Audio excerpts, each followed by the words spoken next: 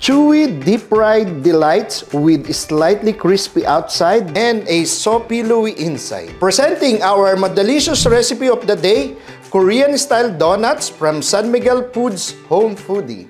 I'm Rene Rus and welcome to Madalicious and Every Meal. Madalicious kasi madali plus delicious pa. Una sa lahat, ibigay natin ang spotlight sa ating main ingredients, Baked Best Donut Mix and Emperor's Best Instant Cheese. Okay, so screenshot nyo na ang ating recipe at gawin na natin ang Madalicious treats na ito. For our step-by-step, combine Baked Best Donut Mix with Emperor's Best Instant Cheese, water, and cooking oil.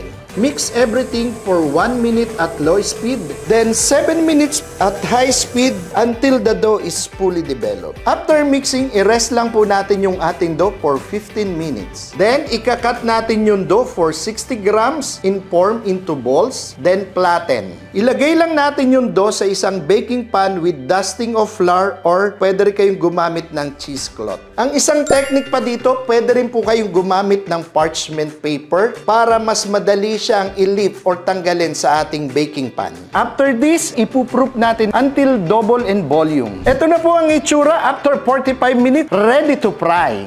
Magsisimula na tayong mag-preheat or painitin ang ating mantika for at least 180 degrees centigrade. Let's fry our Madalicious Korean-style donuts for at least 40 seconds per side or until maging golden brown. After frying nung ating Korean donut, ilagay lang natin sa isang cooling rack. Gagawa pa tayo ng iba-ibang variation. Gaya ng strawberry donut, pwede rin tayong gumawa ng black forest donut, overload donut, at kung ano-ano pa. Mag-assemble na tayo ng ating strawberry donut. Ikat na natin ang ating donut into 2. I-pipe natin ng whipping cream. I-arrange lang natin ang ating strawberry. I-cover natin ng additional half of the donut. Pipe ng whipping cream sa ibabaw, plus fresh strawberry and dusting with powdered sugar. Ayan, gagawa tayo ng one of my favorite donut. Ito yung Black Forest flavor. So, ang gagawin nyo lang, ipapipe nyo lang ng whipping cream yung ibabaw ng ating donut. Then, top with shredded chocolate and cherry, dusting with powdered sugar. Enjoy making these Madalicious Korean-style donuts and explore more Madalicious recipe from San Miguel Foods Home Foodie. Check out this recipe and more on the Home Foodie website.